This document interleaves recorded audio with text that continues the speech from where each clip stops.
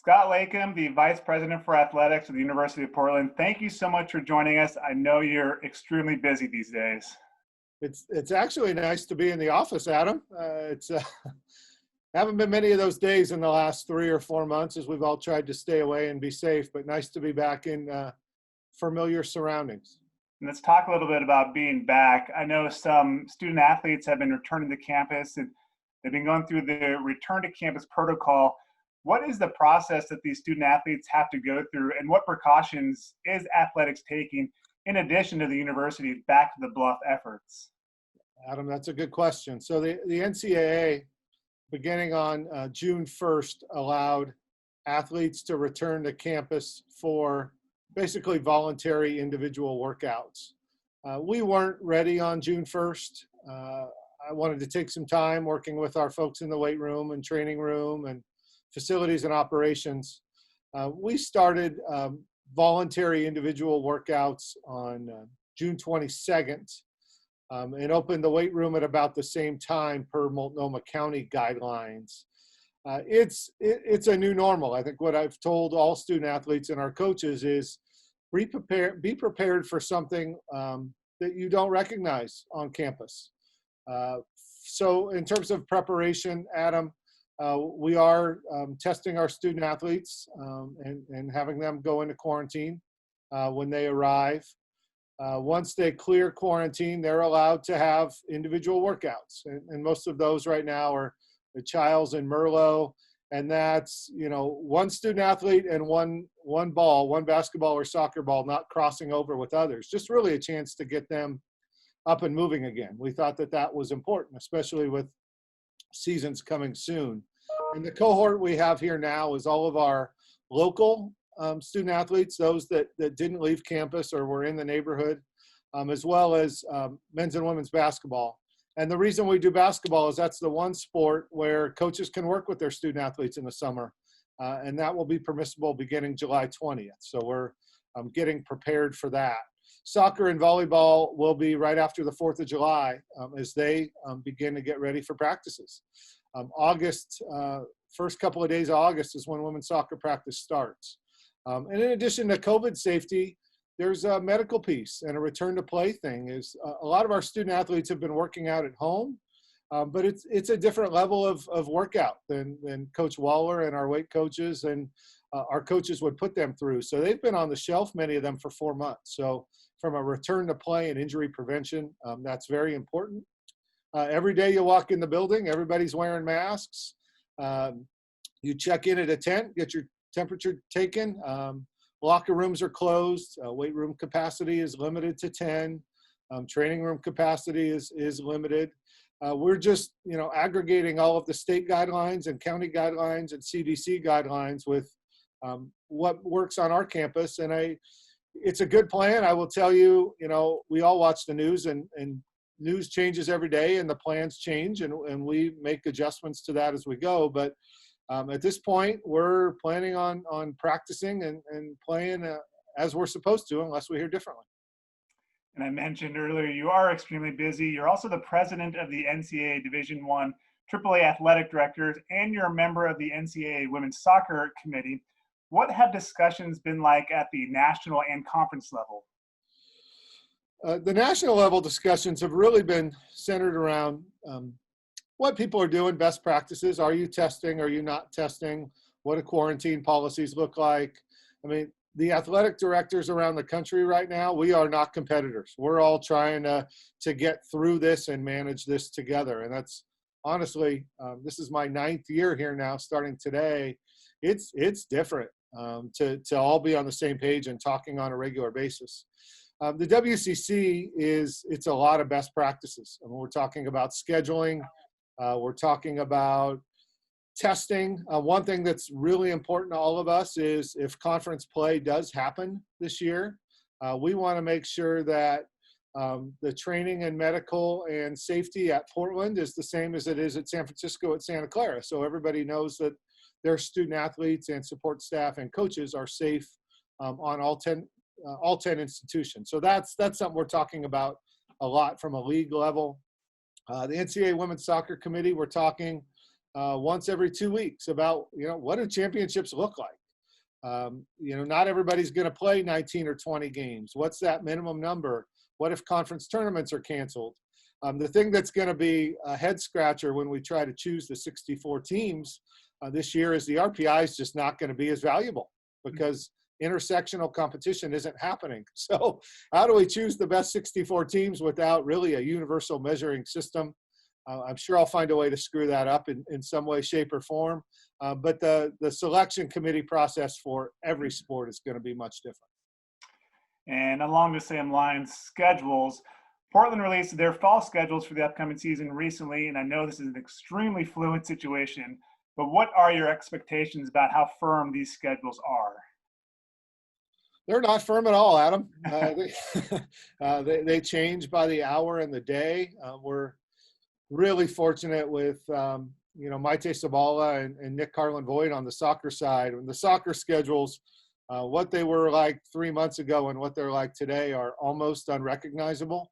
What we've done is really for all of our fall sports is put a Sharpie around Idaho, Washington, and Oregon, and that's what our non-conference schedule looks like. And that goes back to what you and I talked about with committee and RPIs. I mean, we were supposed to play Penn State in women's soccer. We can't do that now. We're gonna have to stay closer to home.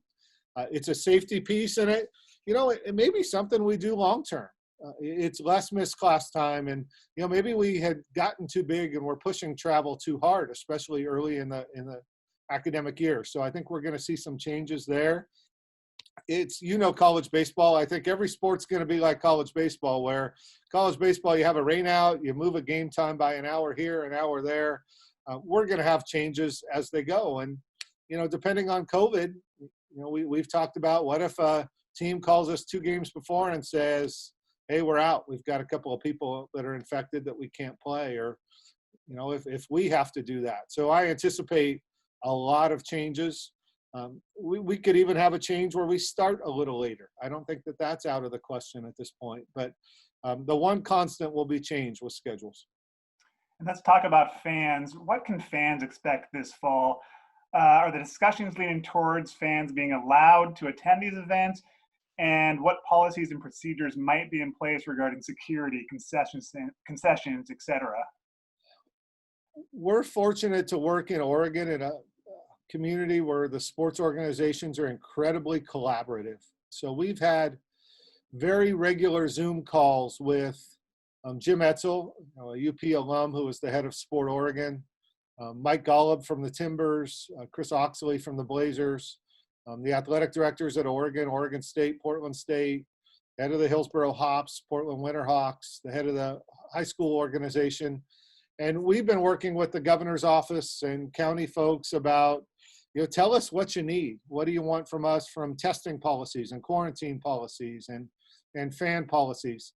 I think, Adam, as it stands today, and I should know more end of this week, early next week, I anticipate we'll start soccer with either no fans, what we call kind of essential personnel only, and we've mocked that up. We would still stream games and publicize and do everything as normal there, to a kind of percentage of capacity.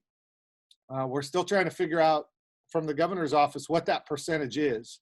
My hunch is it's probably somewhere between 10 to 25%, but that, again, that could change. We've still got a little bit of time.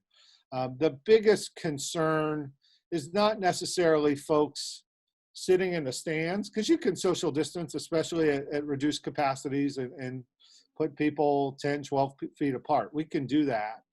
The piece that we're working on is what you asked in the question is, how do you get people in and out? Maybe we stagger where your mobile ticket says that your entry window is this 5 or 10 minutes. Concessions is the same thing. That's probably going to be boxed up, pre-prep things and items. Restrooms, how you get people in and out of the restrooms. Do we need to bring in additional portables to make sure that we're being safe there? We've got a variety of plans. Dan Seebeck of our staff's done a great job of what the various scenarios look like. What we're waiting for now is the state to say, here's the model, go.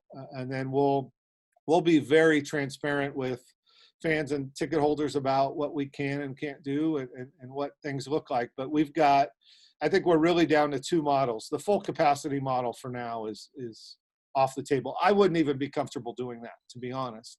I think we're at a no fans or limited fans. And my hope is at some point in the soccer season, if we start with no fans, we'll be able to ramp up. And then there's a question that I don't have the answer to. What's the indoor versus outdoor discussion like, right? For volleyball and basketball, do we have to be a little more restrictive because we're indoors as opposed to soccer? So those are all questions that are being asked and guidance we're asking for that I would imagine we'll have by end of July. And Scott, the Black Lives Matter movement has been going on now for several weeks as millions of people nationwide have been protesting against systemic racism and police brutality. What role do you see UP Athletics playing in the current social movement, and what has been the department's response? Racism is unacceptable on any level, and Black Lives Matter. And we're fortunate, I believe, to work in an environment where our student athletes have a voice. Our Student Athlete Advisory Council has a voice. A lot of the changes we've made in facilities and mental health support and otherwise have come from the voice of our student athletes. And I think that extends to our staff and coaches as well. And at first we put out statements, a lot of them from our student athletes or their individual accounts, which I thought were incredibly powerful. Now we are very much in a kind of listening to action phase, listening to what people think we can do better in this area, how we improve in our department, how we improve on campus, and how we help develop future leaders so they can make an impact in the outside world when they enter that world. There's a couple of initiatives that I'm working on, and it ends with me to make sure that there's action. But looking at the makeup of our leadership group, the makeup of our decision-making group, our committees, our search committees, really every area of how we hire. We're working with some other institutions on something that should be announced soon on hiring changes and policies that we'll look at within our coaching ranks and our senior staff to make sure that we have the most diverse population possible in our department. This isn't a 1 month or 1 week or 1 year issue. I want to put policies in place that make us better today, but will help the future employees and student athletes of this department as well. And Scott, with everything going on, so much uncertainty as we get closer to the fall, what are you personally looking forward to about the upcoming year? Adam, my favorite analogy right now is we're flying a plane in a hurricane.